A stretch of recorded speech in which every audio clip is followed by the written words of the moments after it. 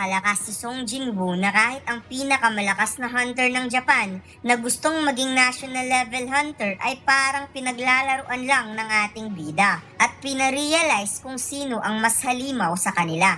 Pagkatapos maliitin ni Hanikawa ang mga S-rank hunter ng Korea, lumapit ang isang guildmaster ng Night Guild na si Park Jong-soo. Wika niya, alam daw niya ang pinagsasabi ng translator dahil second subject niya ang Japanese language nung high school. Minamaliit daw nito ang mga S-rank hunter ng Korea. Pinakilala ng kanyang backup na si Yontae na siya ang guildmaster ng Night Guild na si Park Jong-soo.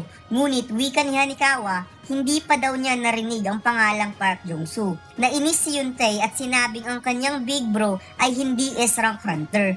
Ngunit ang Night Guild ay isa sa top 5 guild ng Korea. Sila ang guild na may napakadaming A-rank hunter. Wika ni Hanikawa, akala ko ba mga S-rank hunter lang ang pwedeng mag-participate ng Jeju Island Raid? Mas lalong nagalit si Yontae at sinabing ang kanyang big bro ay naka-assign sa defense force ng Jeju Island Raid. Sagot naman ni Hanikawa, nagpapasalamat daw siya dahil hindi nila pwedeng bigyan ng malaking role ang isang A-rank hunter. Samantalang si Ryuji, hindi naiintindihan ang conversation between Hanikawa at Yontae. At napasabi kay Hanikawa, kung nagiging bastos ka na, tigilan mo na yan.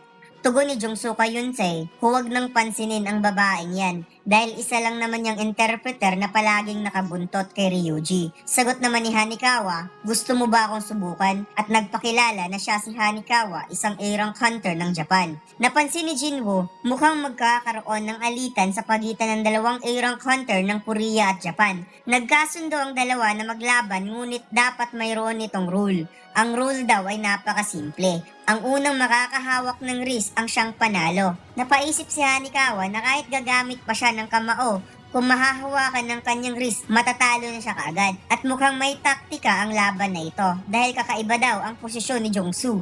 Wika naman ni Jong-soo, huwag daw itong mag-alala dahil hindi niya ilalabas ang kanyang kamay hanggat hindi niya mahahawakan si Hanikawa. Kaagad sumalakay si Hanikawa at gumawa ng napakabilis na grabing attack subalit masyadong mailap itong si Jong-soo kaya hindi niya ito magawang mahawakan. Nagkaroon ng opportunity si Jong-soo na sipain si Hanikawa. Sinabing, hindi ito sipa, itutulak lang kita ng kaunti. Wika ni Hanikawa, mukhang gusto mo lang magmukhang cool sa iyong posisyon kaya napunit tuloy ang iyong pantalon. Mabilis na umatake si Hanikawa subalit kaagad na grab ni Jong-soo ang kanyang wrist at hindi siya makapaniwala sa bilis ng pangyayari. Kaagad kinuha ni Hanikawa ang kanyang kamay at nagpapasalamat naman si Ryuji kay Jong-soo sa magandang match na ipinakita nito. Inutusan ni Ryuji si Hanikawa na i-deliver ang kanyang mensahe sa lahat ng mga hunter upang magkaroon ng tiwala ang bawat S-rank hunter sa pagitan ng dalawang bansa. Nagpropose si Ryuji na magkaroon ng sparring between Japanese at Korean S-rank hunter gamit ang rule kanina.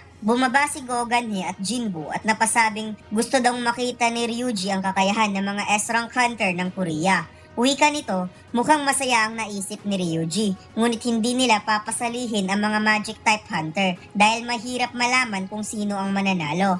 Nagmungkahi naman si Baekhyunho na mag-add ng rules kung sino ang unang makakahawak ng wrist, back or knockout. Siya ang magiging panalo. At dagdag pa nito, instead na one-on-one, gumawa sila ng grupong laban. Nag-agree naman itong si Ryuji sa inimungkahi ni Yunho at ang maglalaban sa side ng Korea, sina Baekhyunho, Ma Dong-ok, Cha Hae-in at Lim Tae-gyo. Habang sa side ng Japan ay sina Tanaka Kenjo, Fushimi Minoru, Kumamoto at Sushi at Tawata Kanai. Handa na ang dalawang grupo sa laban at ipinakita ni Ma Dong-ok ang kanyang mana na punong-puno ng magical strength power. Kaya nakapag-decide itong si Kenjo na si Ma Dong-ok ang gusto niyang makalaban dahil mukhang masaya kung magtatagisan sila kung sino ang mas malakas. Kaagad nag-collide ang kamao ni Ma Dong-ok at Kenjo at gumawa ito ng napakalakas na impact sa buong training ground. Habang si Lim Tae-gyo ay napansin niyang mabilis gumalaw itong si Hoshimo at mukhang nasa disadvantage siya kung magiging close combat ang laban. Subalit ang paggawa ng distance sa kalaban ay kanyang specialty. Gumawa ng creation magic arrow si Lim Tae-gyo sa kanyang kamay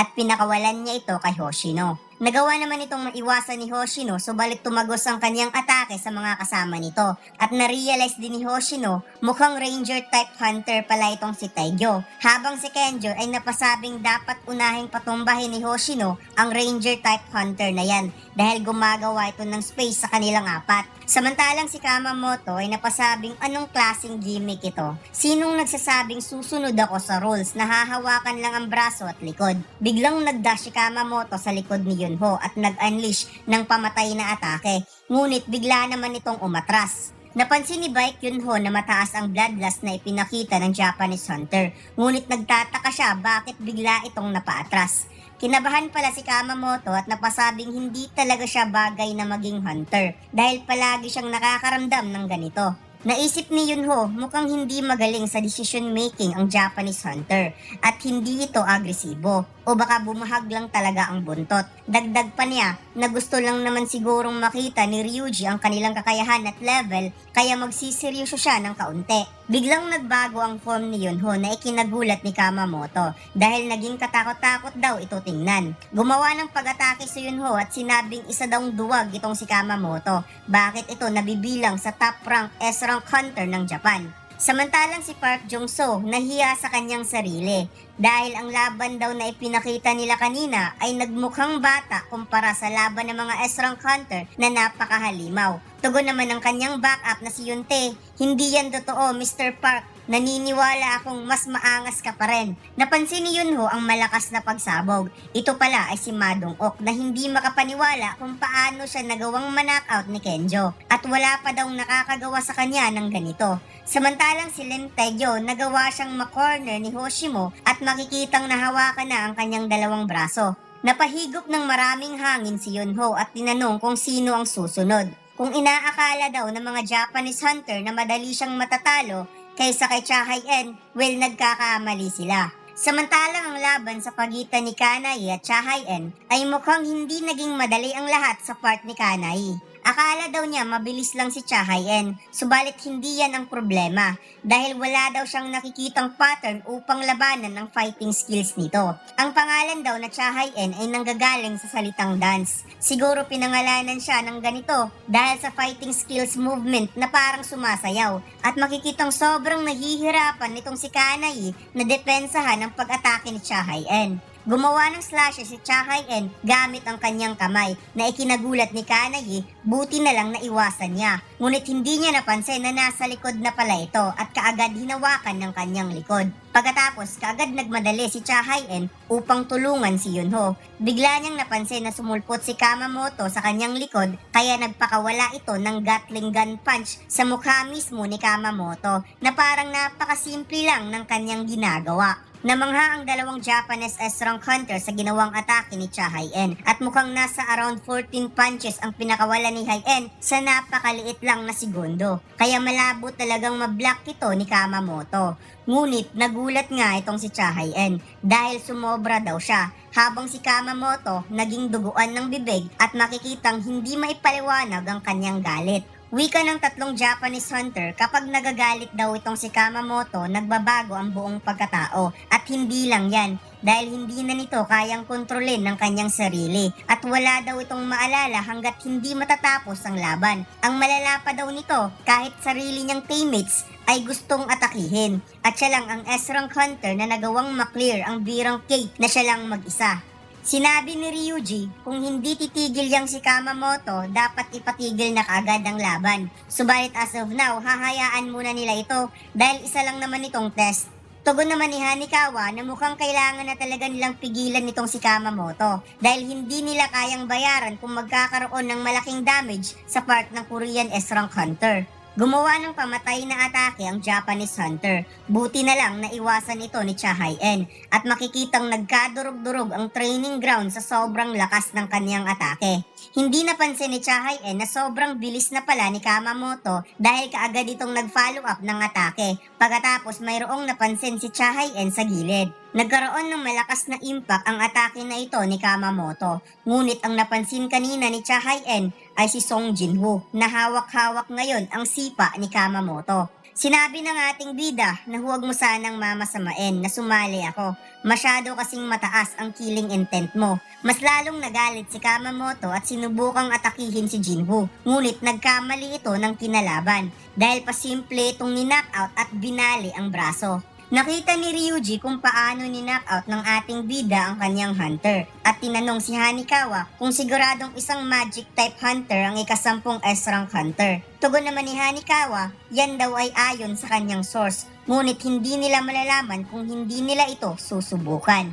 Sinabi ni Jinwoo kay Cha Hae-in na mas mabuting i-consider na lang na natalo ang mga Korean S-rank hunter since mukhang natalo na rin si Baek Yunho. Lumapit si Hanikawa kay Jinwoo at may gusto daw sabihin si Ryuji sa kanya. Sinabi ni Ryuji na gusto niyang makipag one-on-one fight kay Jinwoo. Nakita ni Jinwoo ang umaapaw na aura ni Ryuji at kahit walang translator, alam niya kung ano ang pakay ni Ryuji sa kanya base sa aura nito. At alam niyang gusto nitong subukan kung gaano siya kalakas. Napangiti ang ating bida dahil gusto rin niyang masubukan kung gaano na siya kalakas mula noong lumabas siya sa Demon Castle World. Habang si Ryuji ay medyo nainis sa ngiti ni Jinwoo. Sinabi ni Hanikawa kay Ryuji na tinanggap daw ni Jinwoo ang kanyang hamon, subalit mayroon daw itong kondisyon. Makikipaglaban lang siya kung gagamitin ni Ryuji ang kanyang buong lakas. Kaya mas lalong nainis si Ryuji at napaisip kung seryoso nga ba talaga ang batang ito. Naisip ni Ryuji na nandiyan naman ang kanyang S-rank hunter healer, kaya hindi magkakaproblema kung magkakaroon ng serious injury. Kaya pumayag si Ryuji sa request ni Jinwoo. Samantalang si Ma Dong-ok hindi makapaniwala na makakalaban ni Jinwoo ang isang Ryuji Goto. Habang si Cha Hae-in ay napaisip kung okay lang kaya ang match-up na ito. Well, nasaksihan naman daw niya kung paano na-clear ni Jinwoo ang high rank A-rank dungeon at tinalo ang daang-daang high orcs na siya lang mag-isa. Naisip rin ni Yunho na excited na siyang makita ang laban dahil kung totoo talagang lumalakas si Jinwoo continuously, ibig sabihin mas malakas na ito ngayon kumpara nung huli silang nagkita. Habang nagsasalita si Jinwoo na sinasabi niyang okay, magsisimula na tayo. Subalit hindi pa tapos magsalita si Jinwoo, umatake na kaagad si Ryuji. At mukhang hindi ito simpleng atake dahil nagkaroon ng malakas na shockwave sa tindi ng impact. Habang ang ating bida ay parang nag-teleport lang sa sobrang bilis at hindi makapaniwala ang pinakamalakas na S-rank hunter ng Japan na hindi siya nakatama. Napaisip si Ryuji na isa daw bullshit ang pagiging mage hunter ni Jinwoo. Kung kaya daw niyang gawing tanga ang ibang hunter, hindi daw siya maluloko. Muling naghanda si Ryuji at gumawa ito ng sharp aura sa pamamagitan ng kanyang magical energy. Habang si Jinwoo na-realize niyang naiiba talaga si Ryuji sa ibang S-rank hunter dahil nahihirapan siyang iwasan ang mga atake nito.